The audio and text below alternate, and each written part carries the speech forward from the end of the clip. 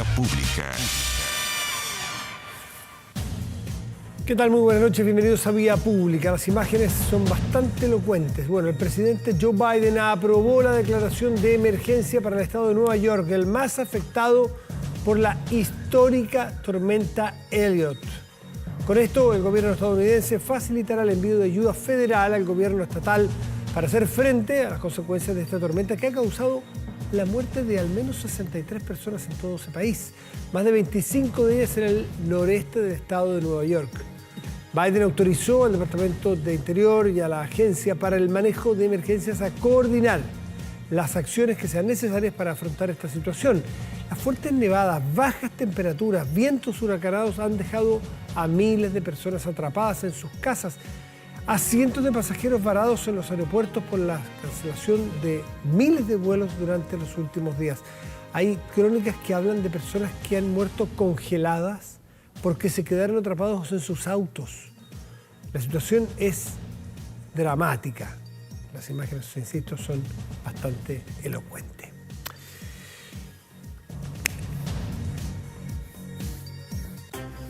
Y después de esta mirada a lo que ocurre en otras partes del mundo, corresponde también analizar y mirar lo que está ocurriendo aquí. Y en tono fin de año, porque vamos cerrando ya ciclos y el 2022 ya nos empieza a dejar atrás. Y aprovechar, como cada semana nos acompañan dos analistas, como Gloria de la Fuente, de la Escuela de Políticas Públicas de la Universidad Católica. Gloria, buenas noches, ¿cómo estás? ¿Cómo estás, Matías? Muy buenas noches. Y buenas noches, Rodrigo, que lo veo desde acá. Aquí está Rodrigo Orellano, exactamente, académico de la Facultad de Gobierno de la UDD. Rodrigo, buenas noches. Buenas noches, Matías. Hola, Gloria, ¿qué tal? Saludos acá desde el estudio. Y como les decía, que hacia fin de año vale la pena hacer balances, quiero ir directo con el criterio periodístico del título del año. En lo político, ustedes, hay varias cosas que a uno se le vienen a la cabeza. Gloria, ¿a ti qué se te viene como el hito del año? El hito del año yo creo que va a ser sin duda todo lo que está relacionado con el proceso constitucional, en sus distintos hitos. Me parece que tanto el proceso constituyente, cuyo gran parte tuvo lugar durante este año, la discusión de los temas sustantivos fue este año, el plebiscito de salida y luego el acuerdo posterior al plebiscito de salida son sin duda lo que marca el año en términos de la continuidad de la institucionalidad. Y creo que mirado de manera muy positiva, porque mi impresión es que, sobre todo si miramos la región, el vecindario, las cosas no están necesariamente fáciles. Hay una especie de retroceso democrático en el mundo, que dan cuenta de distintos estudios, entonces me parece que nosotros estamos en un pie donde la institucionalidad sigue funcionando, donde las instituciones siguen haciendo su pega. Me parece que eso es una buena noticia. Rodrigo, ¿compartes o tienes un título alternativo? Parecido, comparto en parte. Porque este año nos enfrentamos, fue un hito bien importante al comienzo de año. Asumió el presidente más joven en la historia del país, con la votación más alta en la historia, con un nuevo bloque político, un nuevo referente. Pero finalmente la noticia del año no fue esa, sino que fue, para mi gusto, el proceso y la votación del 4 de septiembre, que marcó de alguna otra forma una derrota a la parte del programa de gobierno justamente que no había asumido. Así que el hito sin duda el 4 de septiembre, cuando todo indicaba que había sido otra cosa. Gloria, tú señalaste que lo ves positivo. ¿Ves un año en evolución positiva en política como partimos el 1 de enero y como estamos llegando al final? ¿Ves? Y cuando sí, yo creo que sí. ¿Y por qué positivo? Rescato lo siguiente. Positivo, ¿por qué? Rescato lo siguiente. Yo creo que Rodrigo tiene razón cuando nombra el hito en el fondo del 11 de marzo, ¿no? Cuando asume un nuevo presidente, una nueva coalición de gobierno. Y yo creo que además había una evolución positiva porque se ha ido increciendo, ¿no? Increciendo, entiendo yo, en términos de la posibilidad de abrirse a nuevas conversaciones, la posibilidad de mantener un proceso institucional, la posibilidad de generar apertura, yo creo, a otras miradas, ¿no? Vemos ahora cómo existe una cierta convivencia con el socialismo democrático en el propio gobierno. Me parece que eso ha sido positivo. Tiene que ir evolucionando. Yo creo que el proceso institucional relevante o más relevante va a ser la discusión constitucional porque va a marcar, yo creo, el derrotero hacia adelante, pero me parece que vamos ahí en buen pie. Y me parece que el presidente Boric ha ido haciendo lo correcto en ese sentido. ¿Rodrigo? Dos líneas. Yo creo que la política sigue... ¿La curva es hacia mejorar la calidad de la política o no? Yo creo que la política ha mejorado mucho más rápido de lo que ha mejorado el gobierno en su gestión. Quiero explicarme un poco más. la evolución, la forma de dialogar, el contacto, la votación del 4 de septiembre, que yo creo que fue una buena noticia para el país porque abrió espacio para una nueva discusión frente a un proyecto que tenía bastantes deficiencias en su forma y en su fondo. Y terminamos con un acuerdo en que reivindica la conversación de los sectores políticos y eso creo que es una buena señal para el país que no la habíamos tenido hace mucho tiempo. Pero creo que paralelamente hay una línea que no se ha corregido y que de hecho se ha ido incrementando quizás los matices de errores, que es la gestión. Yo creo que la delincuencia está peor que a comienzo de año, creo que la economía está más incierta que a comienzo de año, creo que estamos con una crisis migratoria también muy relevante y todavía el gobierno no ha logrado encasillar esos temas. Creo que es una oportunidad del acuerdo justamente para ello, para en el fondo a focalizarse en esos temas y dejar que el proceso constitucional avance por su lógica con sus protagonistas distintos. Tú entraste, Gloria, él entró directo a la evaluación del gobierno. Me gustaría conocer la tuya. Sí, yo creo que en la misma línea que Rodrigo, pero con algunos matices. Yo creo que varios de los problemas que en el fondo enfrenta el presidente Boric hoy día, que son los principales, son problemas de arrastre, ¿no? Se le olvidó nombrar a Rodrigo el tema de la Araucanía, pero también existe un problema importante en este espacio. Y me parece que ha habido ahí erráticas políticas públicas probablemente desde que vienen no solo de este gobierno, de hace mucho tiempo atrás, que hoy día tienen que encauzarse. Lo que creo que es una buena noticia desde el punto de vista del proceso institucional es que pareciera, a lo menos, vamos a ver cómo se comportan finalmente después los parlamentarios en el Congreso cuando se trate de iniciativas legislativas o cómo concurran los actores también a acuerdos relevantes, es que en el fondo hay que mostrar finalmente capacidad de cohesión y de llevar una agenda adelante. Lo digo por el siguiente tema. La semana pasada se anunció un tema y una agenda en temas de seguridad. Sí. Bien potente, donde concurrieron muchos actores con mucha voluntad de diálogo, los propios gobernadores regionales pidieron estar, y me parece que ahí hay una muestra muy concreta de haber evaluado, haber entendido que es necesario avanzar con conversaciones amplias, pero también la acogida de varios sectores, de decir, bueno, en esto vamos a estar. Eso debiera traducirse también en otras discusiones, como la reforma de las pensiones, que debiéramos ver en el próximo tiempo, como la reforma tributaria, y ahí sabemos que en el Congreso no siempre la discusión se torna tan fácil, digamos, y construir mayoría no es tan fácil. Claro, bueno, exactamente. Y en materia de seguridad, Rodrigo, tú desde la oposición, que es tu mirada, ¿ves a un gobierno que efectivamente mutó a entender la importancia y la profundidad del problema de la seguridad, o hay algunos que creen que es mero oportunismo porque no les queda otra? ¿Tú qué estás viendo allí? ¿Cómo estás viendo la mesa de seguridad que ha convocado el gobierno? Porque también tiene algunos ripios por estos días. Yo ahí coincido en la mirada con Gloria. Creo que este gobierno ha tenido una evolución que ha sido a golpes.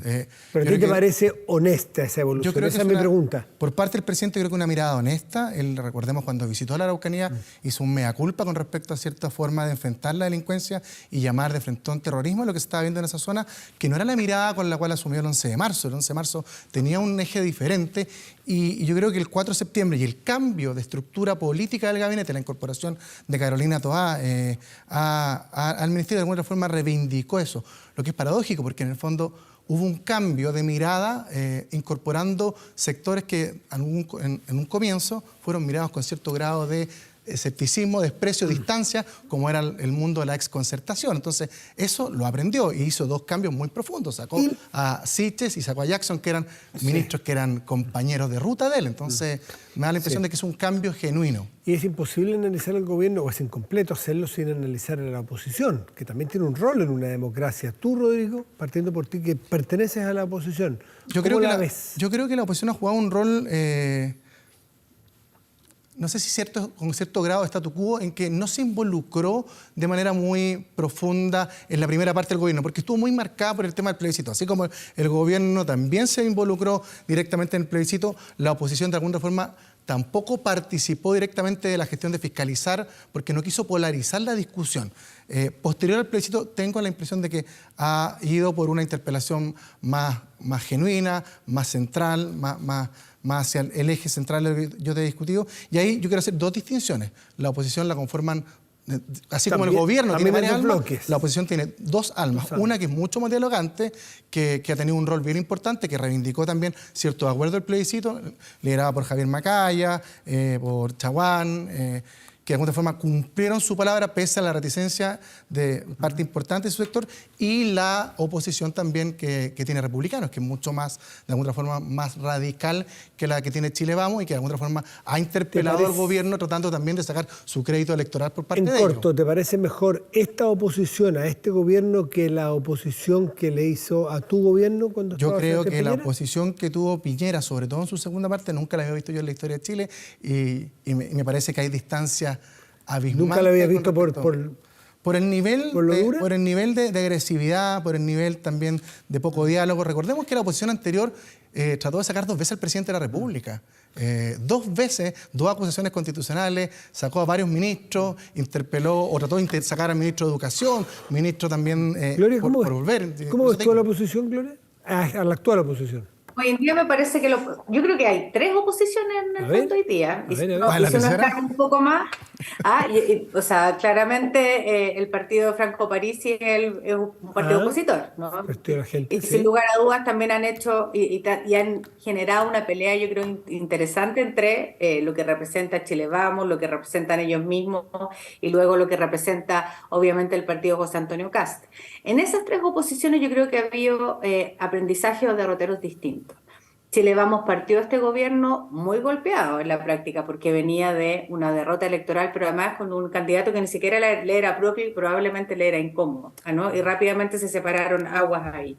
Está la oposición de José Antonio Kast y los republicanos, básicamente, que es una oposición que ha sido muy dura, que creo que en ese sentido refleja además la diferencia importante que tiene con Chile Vamos, o una parte importante de Chile Vamos que es muchísimo más dialogante, que tuvo un rol muy importante en el acuerdo, y luego está esta oposición de este nuevo partido, que además es el partido más relevante que tenemos hoy en día, en cantidad de militantes, digo, no relevante probablemente todavía en competencia electoral, y que creo que plantea un desafío también para la democracia chilena, porque lo que uno ve ahí no es necesariamente una vocación que esté enraizada en valores democráticos en el fondo que todos quisiéramos sostener. Y como aporte opositor, ¿te parece que se puede distinguir o te parece similar lo que hace esta oposición que la que le hizo la oposición a Sebastián Piñera?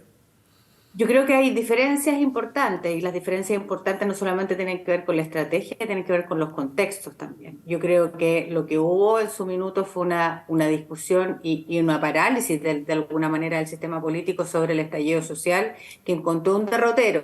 Esa oposición que fue poco dialogante, a veces que no era la oposición que representaba la nueva mayoría, sino que básicamente la oposición en ese minuto del Frente Amplio fue una oposición muy dura con el gobierno, sin lugar a dudas, pero que también fue muy exigente respecto a la capacidad de respuesta. No nos olvidemos que finalmente la respuesta para poder salir de la crisis institucional en la que estábamos después del 18 de octubre vino más bien del Congreso Nacional, no necesariamente del gobierno. Yo creo que ahí hubo también un montón de errores que se cometieron de forma y de fondo que generaron esa oposición dura. Ahora, no me parece que una oposición dura y que sea intransigente sea el camino correcto para dialogar en democracia. Me parece que las oposiciones tienen que cumplir un rol. Como decía por ahí un politólogo famoso, Gianfranco Pasquino, decía que la calidad de la democracia depende muchas veces más de la oposición que incluso de quienes están en el gobierno, ¿no? Eso define muchas veces la calidad de la democracia. Yo creo que eso es bien claro. Yo pensé que iba a mencionar en el caso portugués de quien dijo una vez, nosotros no somos la oposición, somos la colaboración, que es una manera, es una manera distinta de ser oposición que parece bastante constructiva, no sé si tan fácil, pero constructiva. Son buenos los análisis, son buenos los balances, pero también hay algo de contingencia. Y no puedo dejar de preguntarles a ustedes cómo están viendo este enrarecido proceso de elección de fiscal nacional.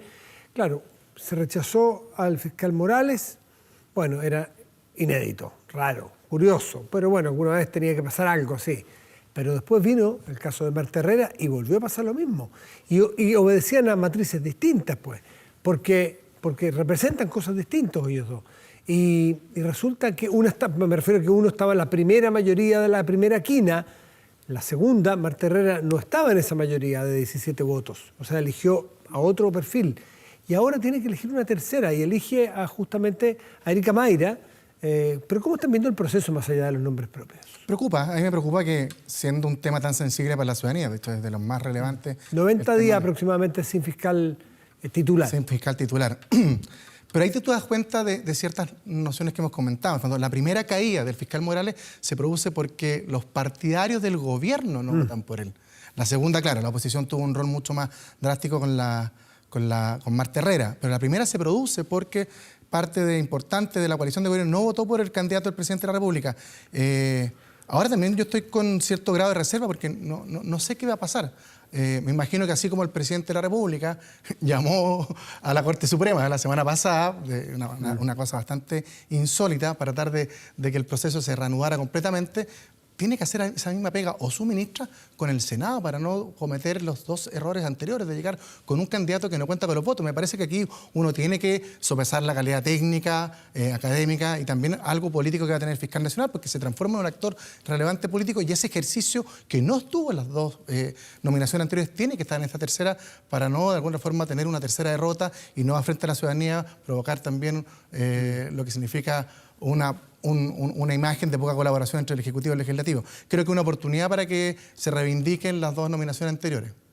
Gloria, un problema que nadie yo sigo pensando, yo creo que lo planteaba la semana pasada, sigo pensando que esto es en parte una muestra de cierta dispersión que existe ya no solamente en la Cámara de Diputados, sino que también en el Senado. Va a ser cada vez más difícil probablemente, y más aún cuando se trata de nominaciones con quórum muy alto, que el gobierno logre conseguir mayoría, y eso es parte de una cierta atomización que hemos estado viendo y creo que hay que hacerse cargo de eso. Ahora, dicho eso, esto refuerza necesariamente la necesidad de que el gobierno refuerce también su estrategia legislativa y sus conversaciones prelegislativas, ahí antes donde se van a producir las conversaciones, porque es parte de la realidad. Lo que contratamos con esto es una realidad, ni más ni menos que eso. Pero en medio de esta cuestión, creo que lo más complicado es que vamos viendo una especie de debilitamiento del proceso mismo.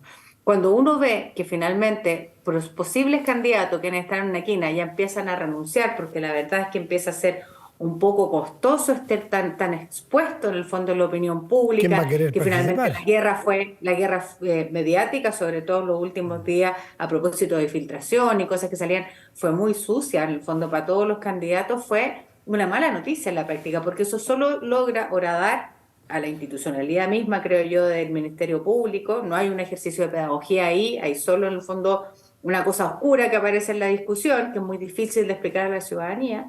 Y luego, ¿por qué se horadan también las instituciones? Este es un nombramiento que es muy importante, donde participan los tres poderes del Estado. Claro. Entonces, que no haya acuerdo, que haya este nivel de desaveniencia, también horada nuestra propia institucionalidad democrática y estos procedimientos, que yo creo además que, por cierto, hay una oportunidad para revisarlo. Gloria de la Fuente, Rodrigo Arellano, como cada semana les agradecemos, en particular ahora que estamos cerrando el año. Así que ha sido muy útil tenerlos para poder entender mejor y con más calma procesos más largos de nuestra política. Gloria, feliz año a ti también, Rodrigo. Muchas gracias, muy feliz año también. Bien, pues que tengan muy feliz año, nos veremos el próximo. Espero. Chao, gracias. Sí, siempre aquí tu casa, tú sabes. Chao, gracias, Gloria. Chao. Pausa y volvemos, espérenos.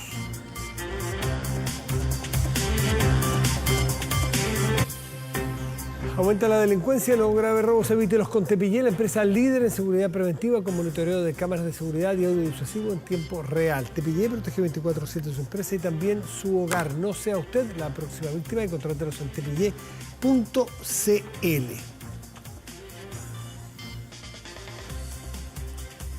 Entró al Senado ayer ya este proyecto que busca la habilitación del nuevo proceso constituyente. Entró por el Senado y se empieza una discusión. Entró el viernes, pero ayer empezó la discusión, o jueves o viernes de la semana pasada. Y la discusión presenta como primera etapa, que quiero preguntarle a nuestro invitado si es un obstáculo serio o es normal y que no va a retrasar el proceso, porque las fechas están bastante calzadas, que son las 140 indicaciones. Está con nosotros justamente el presidente de la Comisión de Constitución del Senado, Matías Walker. Matías, buenas noches y gracias por estar aquí. Hola Matías, muy buenas noches. Uno ve, dice ya, el proceso tiene que pasar ojalá por un tubo porque viene muy acordado, de muy amplio acuerdo político, que son los mismos que representan los partidos básicamente, o muchos de ellos en el Congreso. Por lo tanto, debería ser no un trámite, pero muy rápido. Pero cuando uno ve también 140 indicaciones, al no tener experiencia, dice, miércoles, esto puede 3 años discutiendo o no. A ver, cuéntenos. Sí, yo también me asusté un poco. No, a ver, yo creo que hemos avanzado. Ayer aprobamos la idea de legislar por unanimidad, general, y quiero destacarlo, porque no estaba citada la comisión para votarlo en general, lo hicimos. Hoy día estuvimos todo el día trabajando en conjunto con el CERVEL. Es muy importante, el CERVEL es un órgano de mucho prestigio en nuestro país, que goza de mucha credibilidad, y yo sé que le estamos exigiendo harto al CERVEL en la fecha, pero costó mucho lograr el acuerdo entre todos los partidos, y bueno, los acuerdos hay que cumplirlos.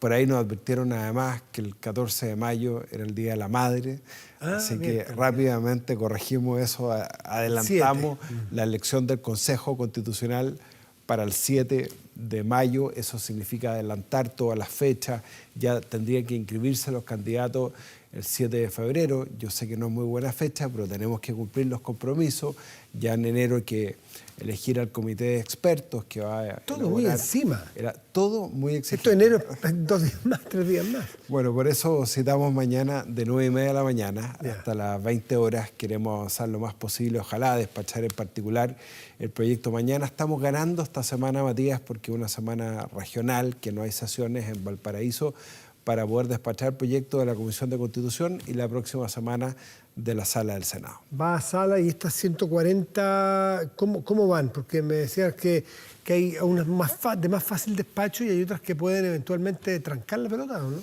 Sí, hay algunas que se generan de común acuerdo por parte de todos los partidos que suscribimos el Acuerdo por Chile para una nueva Constitución, por y que ejemplo, básicamente recogen las propuestas del CERVEL, en lo que dice relación con temas de forma, con nomenclaturas, adecuación de las fechas para que el CERVEL pueda hacer la revisión del padrón.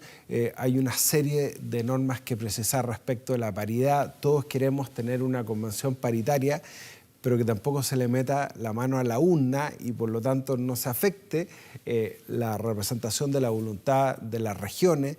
Esta va a ser una convención, un consejo constitucional de 50 personas elegido igual que el Senado, y eso además garantiza una buena representación de las regiones. Regional, claro. Entonces, era muy importante, lo discutimos hoy día, que no se afectara la voluntad de las regiones en la elección de los candidatos.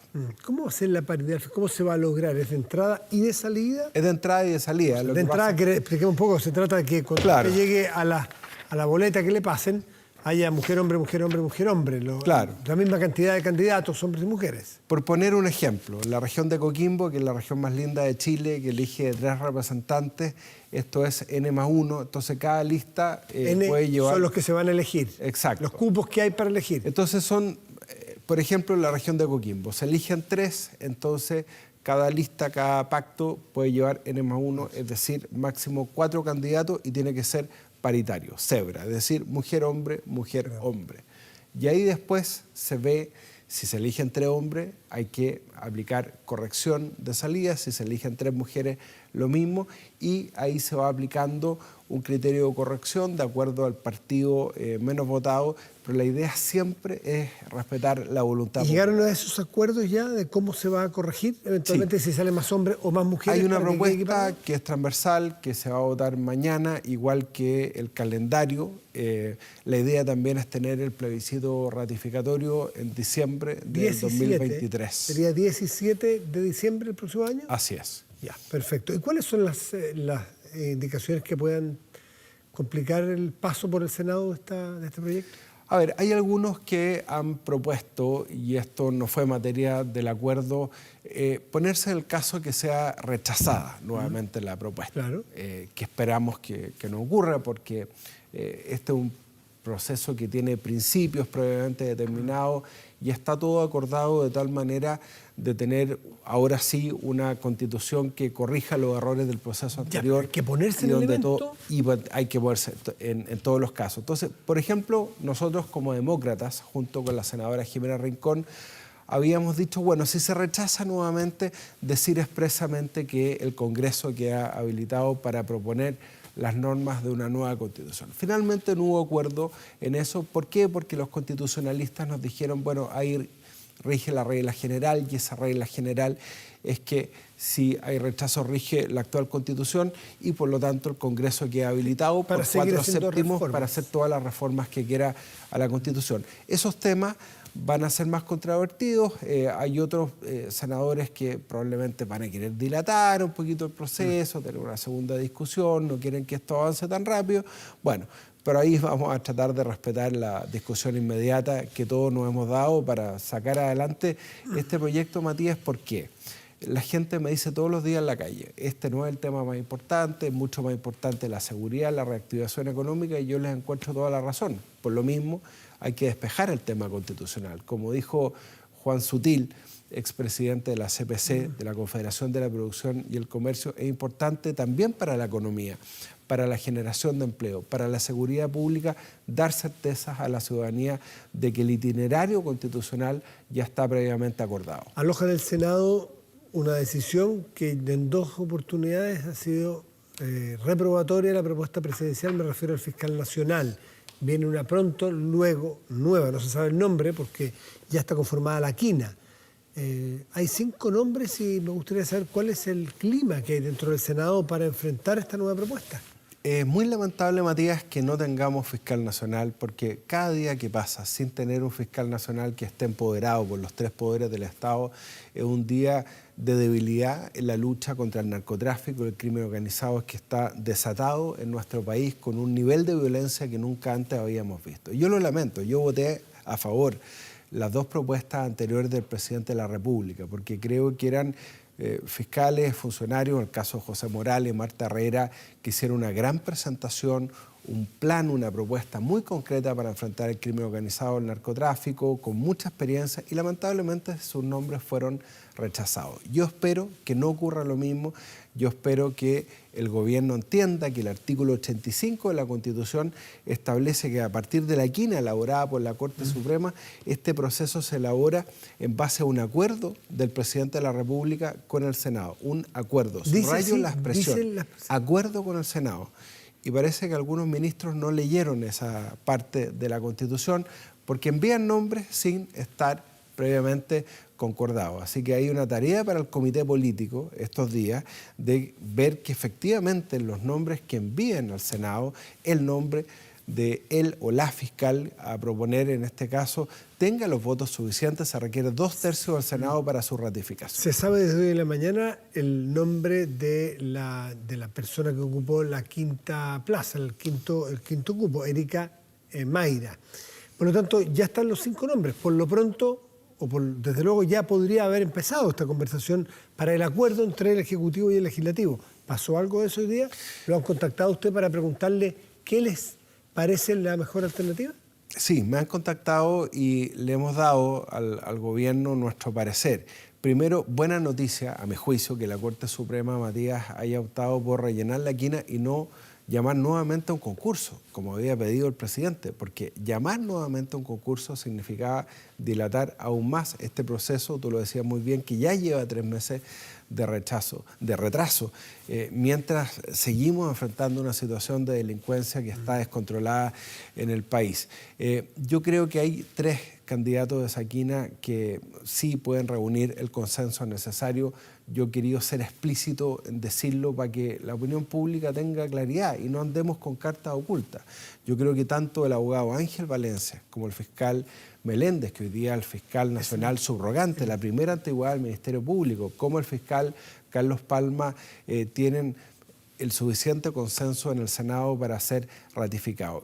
Me cuesta entender por qué no han sido propuestos algunos de los 3, porque esto es un tema que el gobierno tiene claro hace bastante tiempo. Entonces, el llamado que yo hago responsablemente al gobierno, habiendo votado a favor de las 2 propuestas anteriores, es que finalmente el presidente envíe una propuesta con acuerdo del Senado como mandata a la Constitución. ¿Y cómo se explica el fallo anterior, el fallo que hayan fallado, me refiero, no la decisión? El que no se haya hecho este trabajo de llegar a acuerdos y consensos en el nombramiento de una persona. ¿Hay un roce que usted siente ahí entre el Ejecutivo y el Senado? A ver, probablemente en el ¿Hay alguien caso... que está remando, pues dicho en buen chileno, Sí. que está remando en contrario?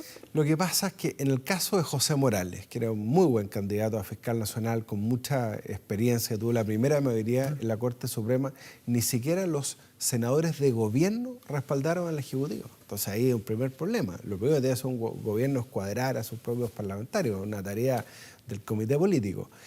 Y en el segundo proceso, el gobierno opta legítimamente por Marta Herrera, una candidata con mucha experiencia, pero que tenía la carga de haber sido rostro del Ministerio Público, que no tiene buenas cifras en materia de persecución penal en los últimos 10 años.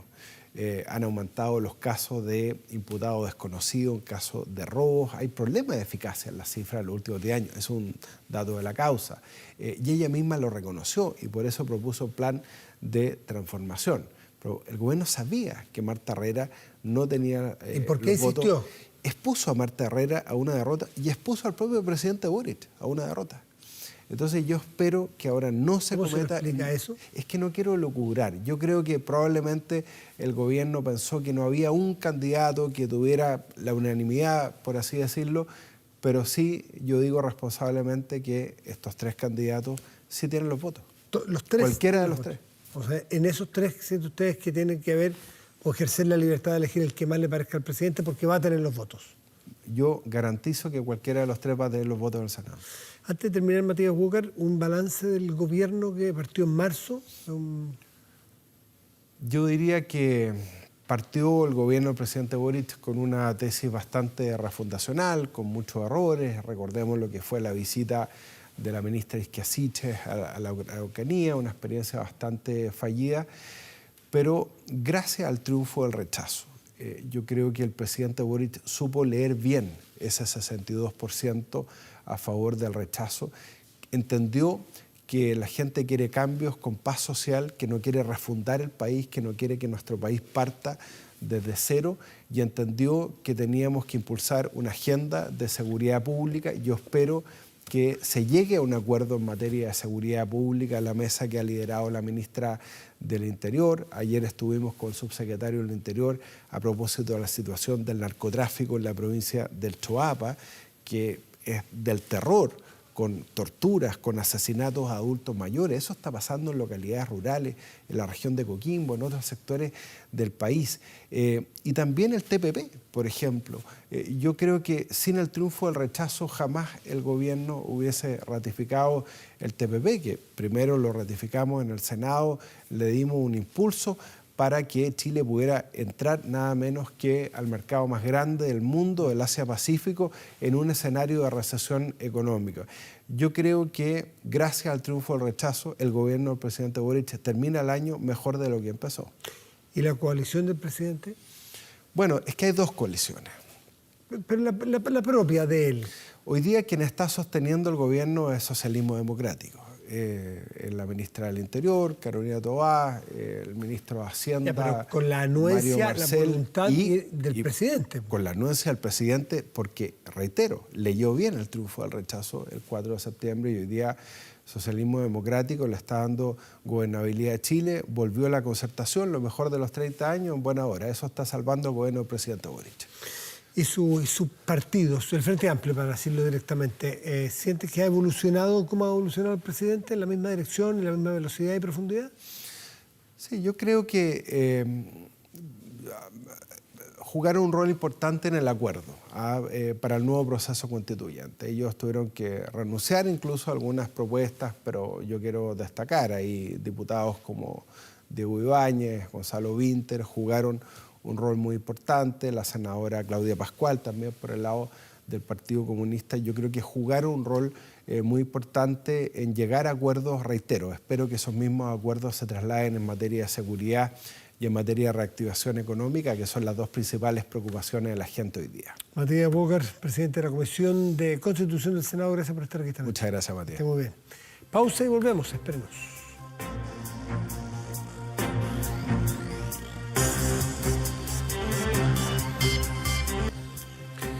Gracias a la inteligencia artificial y diferentes tecnologías, hoy ya es posible comprar en la primera tienda autónoma de Chile, Aramark, en alianza con Mastercard, abrieron este innovador local que con cámaras inteligentes y sensores captan lo que la persona lleva sin necesidad de pasar por caja para el pago. Vamos a ver. Locales de comercio autónomos, inteligentes y sin cajas ya son una realidad en países de Asia, Europa y también en Estados Unidos. En Chile abrió la primera tienda 100% autónoma y sin pago en cajero, ubicada en Clínica Alemana. Esto gracias a la alianza internacional entre Mastercard y Aramark. Estamos presentes en la primera tienda autónoma de Chile. Mastercard, a través de su tecnología Shop Anywhere, permite una experiencia al consumidor muy moderna, sin fricción, a través de una app desarrollada por Aramark que permitirá a los consumidores tener una experiencia única. Como Aramark nos interesa mucho la innovación, vivimos la innovación y en ese mismo espíritu hemos juntado con Mastercard para poder desarrollar esta experiencia única de innovación, que es vivir la experiencia de flexibilidad, comodidad y entrar a una tienda autónoma y comprar, llegar y salir. La tecnología funciona en un ambiente inteligente que cuenta con cámaras aéreas y sensores de estantes inteligentes que combinan sistemas de detección y una integración de pago seguro, resguardando siempre la privacidad, innovación y una experiencia única que llegó para quedarse. Y revisamos nuestro portal de contenidos y noticias 24horas.cl, que en este momento destaca lo siguiente. Lo vemos aquí a nuestras espaldas. Mire usted, sueldo para optar a crédito hipotecario sube más de 50% en 3 años. Claramente el acceso a la vivienda es más difícil, ¿no? Las cifras son indesmentibles. El sueldo mínimo que hay que tener para acceder a un crédito hipotecario, que es el sueño de las personas para su casa propia, es 50% más caro en los últimos 3 años. Se accede más difícilmente entonces a la vivienda y a un crédito para poder soñar con esa casa propia. Es tremendo lo que pasa aquí, porque nada, muchos dicen que lo que se está haciendo o lo que se busca hacer es mejorar el acceso, que es lo lógico. Los hechos indican que algo hemos hecho mal, que con la inflación, el alza de tasas, las complicaciones que se han generado, por distintas razones que ya todos lo sabemos, han producido este problema que deja tanta gente más lejos aún de su casa propia de lo que alguna vez soñaron. Bueno, la Universidad Bernardo O'Higgins te invita a vivir la evolución universitaria, un proceso de consolidación construido por más de 32 años, centrándose en la formación integral y en la internacionalización de sus estudiantes. Ingresa a ubo.cl e infórmate sobre el proceso de admisión 2023. Ubo, evolución universitaria adscrita a gratuidad. Revisamos el tiempo. En este momento, en la región metropolitana, el termómetro indica que hay 19 grados y 5 décimas y que el cielo está despejado. Para mañana miércoles y pasado mañana jueves, el pronóstico indica términos idénticos. Estará despejado ambos días y 32 grados de máxima probable. Nos vamos a otras 2 regiones del país y a otras 2 localidades. Molina, en la región del Maule, estará con cielo parcial mañana y una máxima probable de 31 grados. En tanto, Puerto Cisnes, que es en la región de Aysén, tendrá cielo parcial y 18 grados como máxima probable. Hayley Williams, una increíble cantante y compositora que es miembro de la banda Paramore, cumple 34 años hoy, 27 de diciembre. La cantante y compositora estadounidense y quizás mejor conocida como la vocalista principal de la banda de rock Paramore, con la que ha permanecido extensamente ya en la escena, ¿no? A mediados de la década del 2000, cuando aún era un adolescente, saltó a la fama inicialmente después del lanzamiento del álbum debut de la banda. Este álbum fue el responsable de producir el exitoso tema Decode, que logró ser parte del soundtrack de la saga sensación de la época, Crepúsculo. ¿Se acuerdan? Actualmente la banda se encuentra en una gira que los traerá en marzo a Chile, al Movistar Arena. Para los que les guste, vayan tomando nota, atención, para comprar sus boletos. Con esta banda, con esta música, nos despedimos de Vía Pública hoy. Que tengan muy buenas noches y gracias por ver.